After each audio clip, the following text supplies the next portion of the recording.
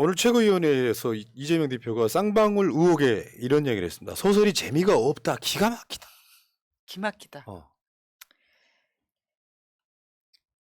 기막히다. 아, 내용이 왜냐면 내용이 없잖아요. 그러니까 민주당 일부 국회의원들한테 제가 드리고 싶은 이야기 중 하나가 그거거든요.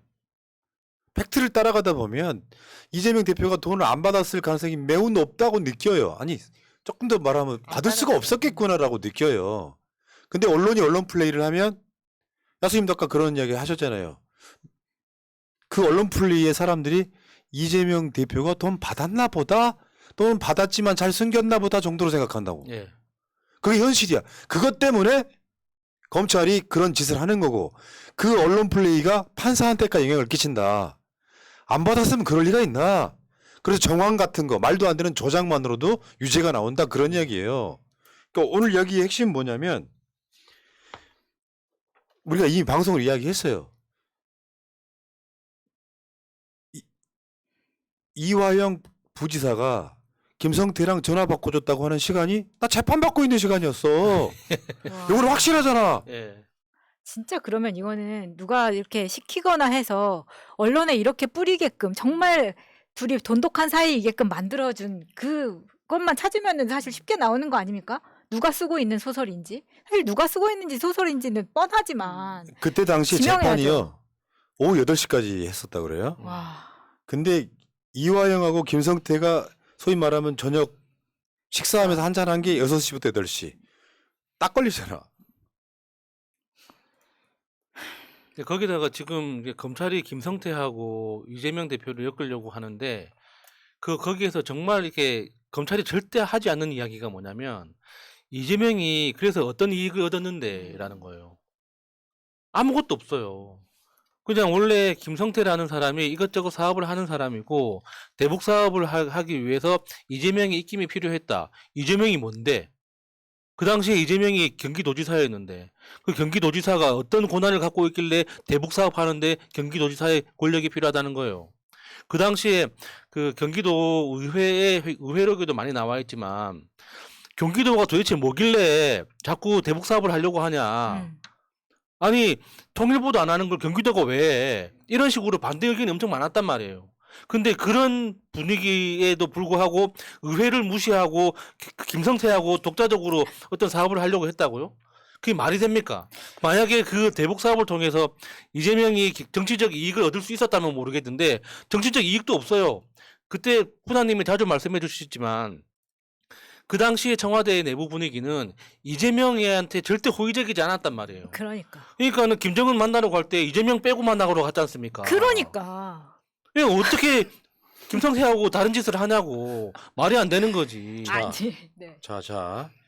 그래서 그 서울신문의 보도를 하나 한번 소개 한번 해드릴게요. 민주당도 반발했던 이재명 대북 사업. 검찰 제3자 뇌물죄 정조준. 이게 이제 진중권 효과 같은 거거든.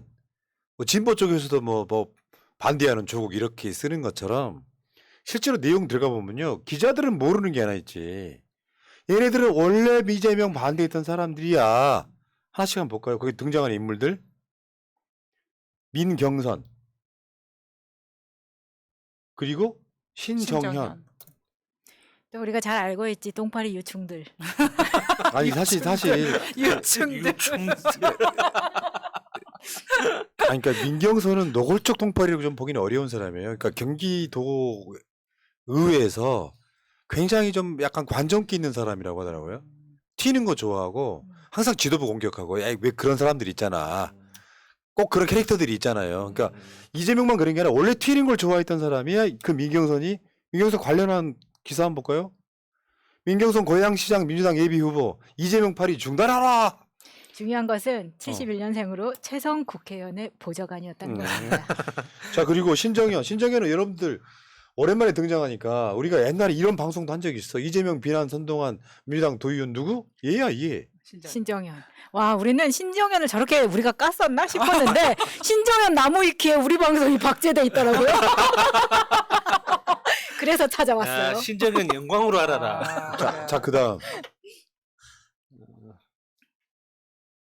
얘가 신정현인데 이거 약간 비하인드 하나만. 저번에 대선 관련한 다큐멘터리 찍는다고 제가 거기 가서 느꼈던 것 중에 하나 그거였어요. 거기 정치인들이 엄청 많이 갔거든요. 다큐멘터리에 대선 관련해서. 방송이 아니라 영화 나갈 원본을 봤어. 저 인터뷰 3시간 했거든요. 특하님께서 어. 예. 딱 20초 나와요.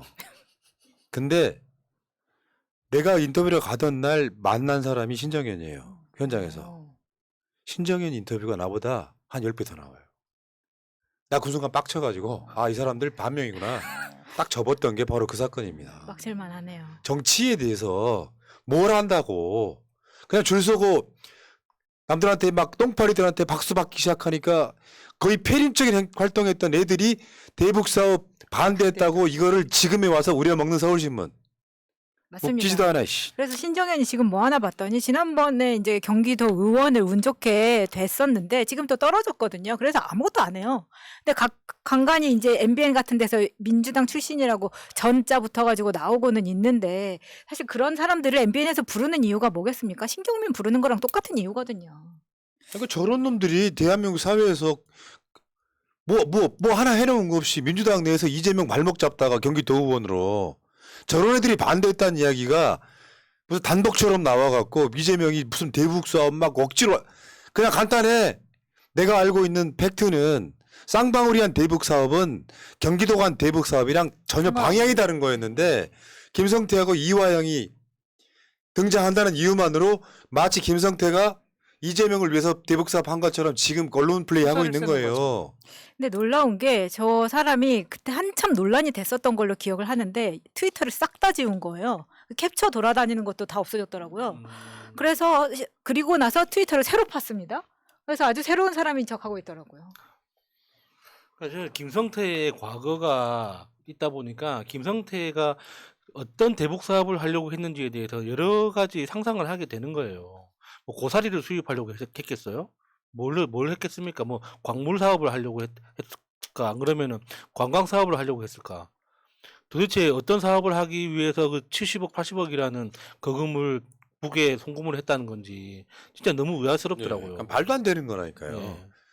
그랬을 의혹 뭐 그런 식으로밖에 막 치는데 사실 이번에 그거 나왔지 이거 영수증? 령수증. 영수증. 영수증.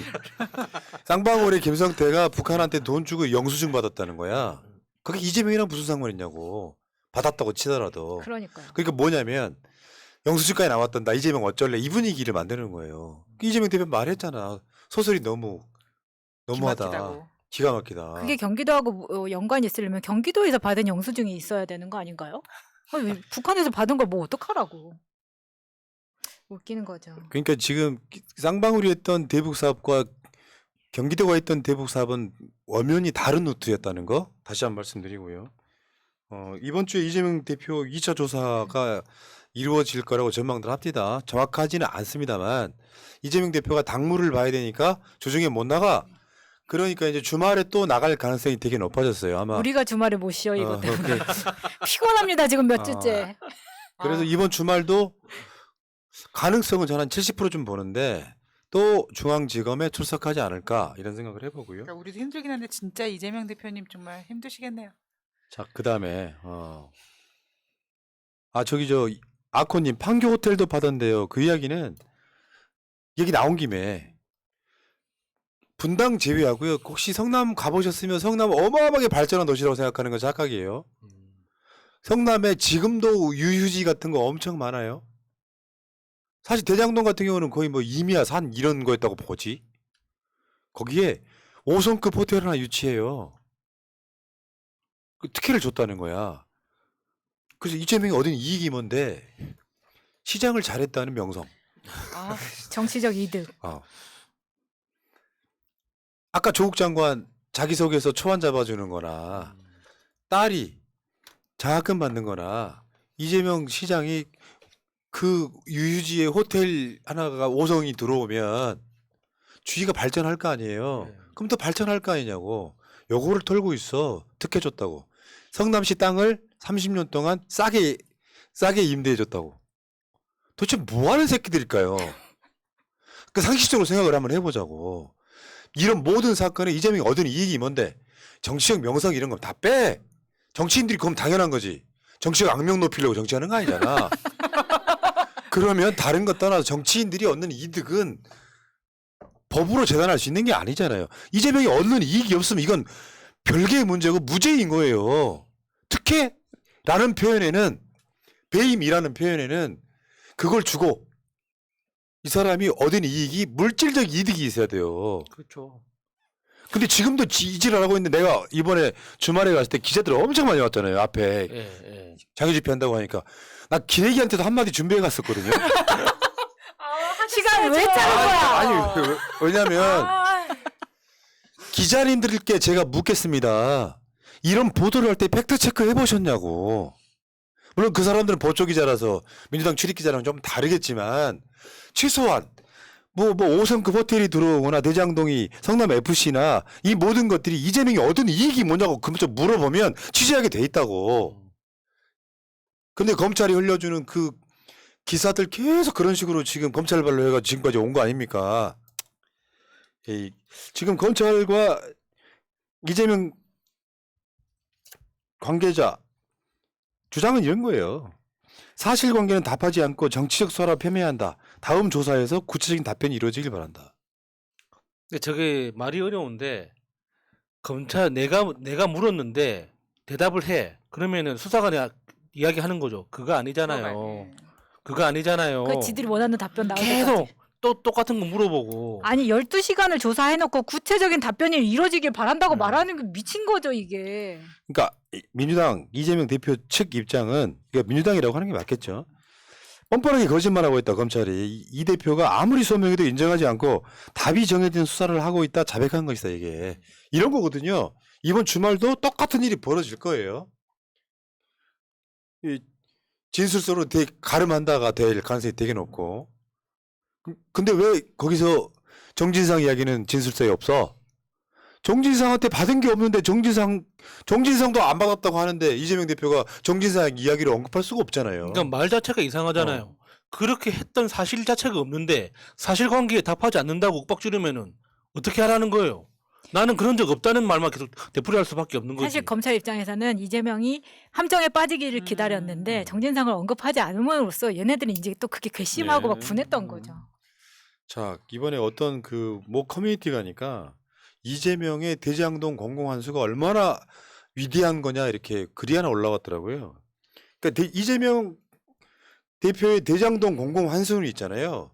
그 누구도 하지 못한 대한민국 사회에 정말 이거 하나만으로 대통령 할 수 있는 최고의 업적인 거예요. 사실은. 이번에 윤석열의 저 감사원이 지역화폐하고 이재명 트레이드마크 지역화폐하고 문재인 대통령의 전국민 재난지원금 이거를 감사를 하기 시작했더라고.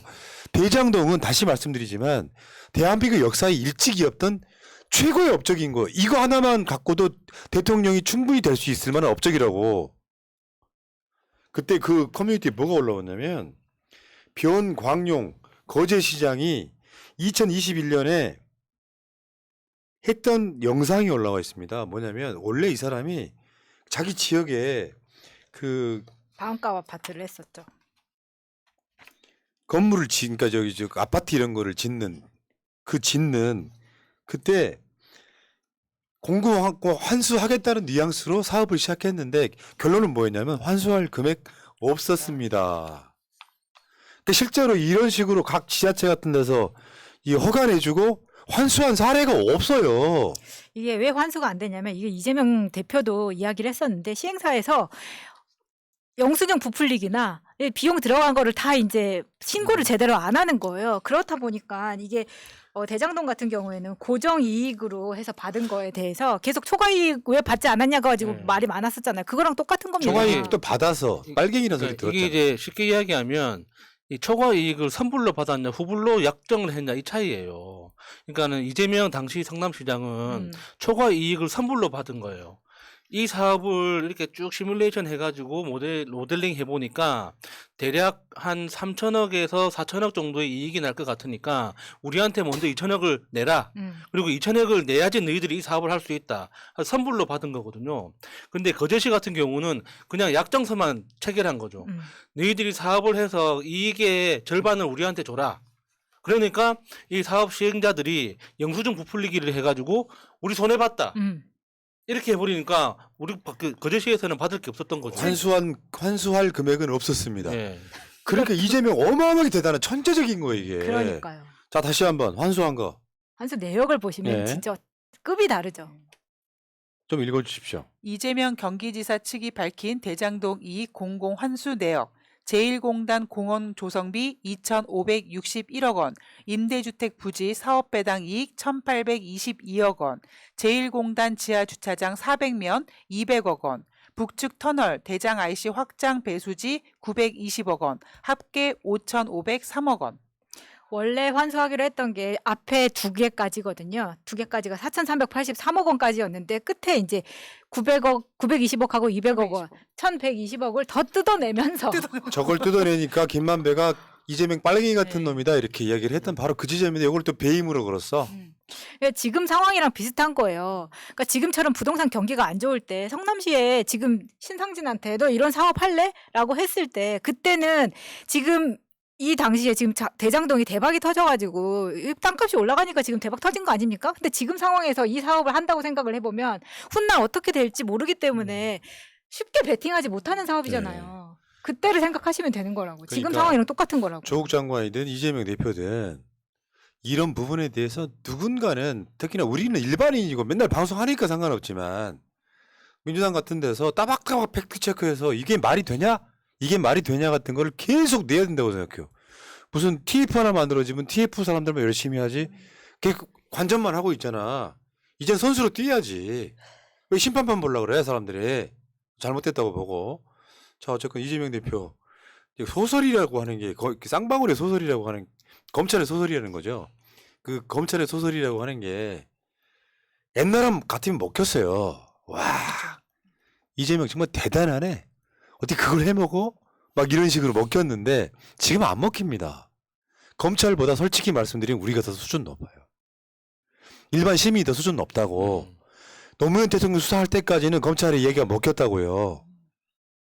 근데 지금은 조국 장관이 얼마나 억울한지 이재명 대표가 얼마나 억울한지 알게 됐잖아요. 네, 다 찾을 수 있죠. 왜 일반 시민들만 해야 되냐고요. 여기까지 할게요.